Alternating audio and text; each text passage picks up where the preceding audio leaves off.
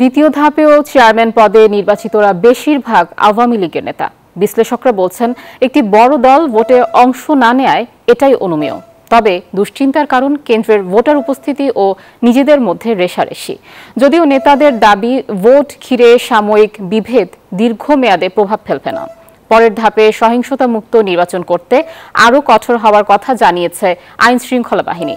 প্রতিনিধিদের পাঠানো তথ্যচিত্রে desk report.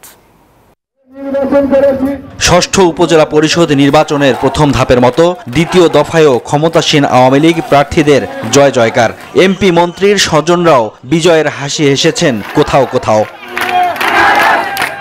বিশ্লেষকরা বলছেন, জাতীয় নির্বাচনের মতো উপজেলা পরিষদ নির্বাচনও বর্জন করেছে রাজপথের প্রধান বিরোধী দল বিএনপি সহ সমমনা দলগুলো, যে কারণে আওয়ামী লীগ নেতাদের জয় পাওয়াই স্বাভাবিক। তবে তাদের মধ্যে দূরত্ব সৃষ্টি হয়েছে, বেড়েছে কোন্দল। নির্বাচন ঘিরে আওয়ামী লীগ নেতাদের মাঝে এই দূরত্ব ঠেলে দিচ্ছে সংঘাতের পথে। স্থানীয় যে প্রতিনিধি আছে কিংবা সেখানকার যে এমপি আছে, মন্ত্রী আছে, উনি চান ওনার বলয়ের নেতৃত্ব তৈরি করতে হবে। এখন যারা ওনার পক্ষের লোক না অথবা ওনার যারা বলয়ের লোক না, তারা তো সভাপতি বঞ্চিত হচ্ছে এবং সেই কারণেই আসলে এই উত্তেজনাটা তৈরি। তাদের মতে এই নির্বাচনী সংঘাত সুষ্ঠু ধারার রাজনীতির জন্য অশনি সংকেত।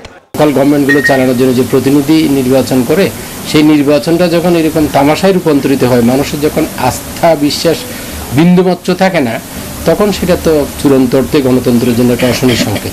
যদিও আওয়ামী লীগ নেতারা দাবি করছেন, নির্বাচন ঘিরে তৈরি হওয়া বিভেদ দলে দীর্ঘমেয়াদী কোনো প্রভাব ফেলবে না।